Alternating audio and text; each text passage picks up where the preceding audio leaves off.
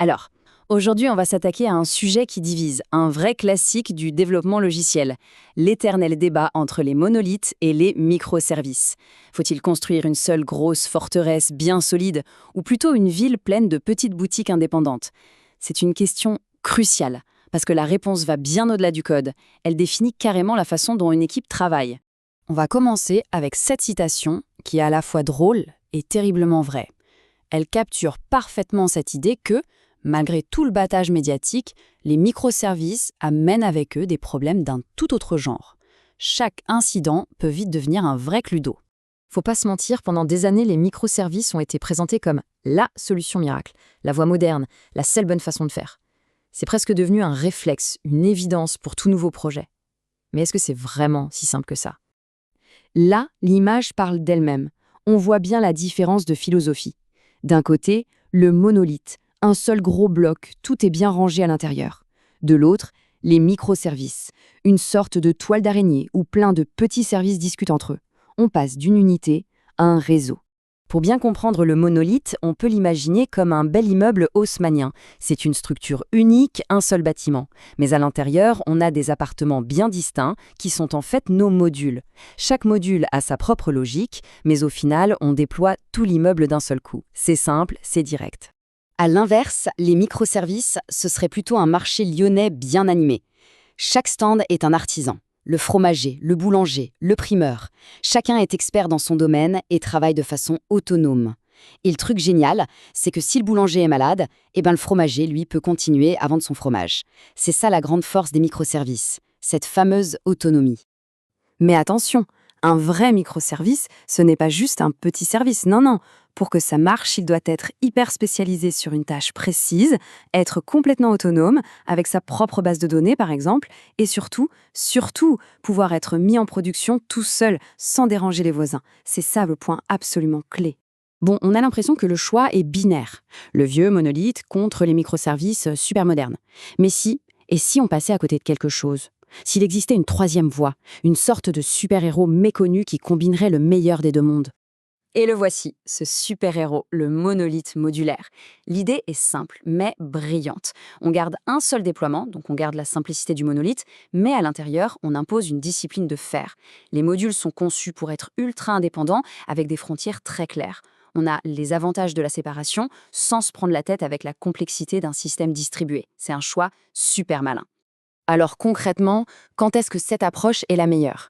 Eh bien, par exemple, pour une start-up qui doit sortir son produit très très vite, pour une petite équipe qui n'a pas forcément le temps ou les compétences pour gérer des dizaines de services, ou encore quand on n'est pas tout à fait sûr de la direction que le produit va prendre, parce que c'est beaucoup plus facile de faire des changements à l'intérieur d'un seul système. Parce que oui, cette indépendance des microservices, si belle sur le papier, elle a un prix. Et c'est souvent un prix qu'on ne voit pas tout de suite. Alors c'est quoi exactement la facture cachée de cette fameuse autonomie? D'abord, gérer un système distribué, c'est un autre monde. Il faut gérer la latence du réseau, s'assurer que les données sont cohérentes partout. C'est un vrai casse-tête. Ça demande aussi une charge opérationnelle énorme, une vraie culture DevOps et la maîtrise d'outils complexes. Et le pire du pire, c'est le risque de créer un monolithe distribué. C'est-à-dire, on a toute la complexité de la distribution, mais sans aucun des avantages de l'indépendance. La double peine. Et c'est là que l'histoire devient vraiment intéressante. Ces dernières années, on a vu une tendance émerger, une tendance complètement à contre-courant.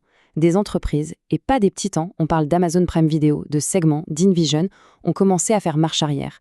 Elles abandonnent leurs microservices pour revenir à des monolithes. Regardez ce chiffre, moins 90%. C'est juste énorme. En revenant à une architecture plus simple pour une partie de son service de monitoring, Amazon Prime Video a divisé ses coûts d'infrastructure par 10. Ce n'est pas une petite optimisation, ça prouve juste que pour certains cas d'usage, le monolithe est beaucoup plus efficace. Le cas d'Amazon n'est pas un cas isolé. Une étude s'est penchée sur ces migrations et a identifié 3 raisons principales. D'abord, le coût, comme on vient de le voir. Ensuite, la complexité, qui avec le temps devient juste ingérable. Et enfin, des problèmes de performance, parce que parfois, le réseau entre tous ces services devient lui-même le principal goulot d'étranglement. Alors, comment on fait le bon choix ? La clé se trouve peut-être dans cette citation qui date de 1968, qu'on appelle la loi de Conway. En gros, ce qu'elle nous dit, c'est que l'architecture d'un logiciel finit toujours par ressembler à la structure de communication de l'équipe qui l'a construit. Et ça, c'est le point fondamental de toute notre analyse.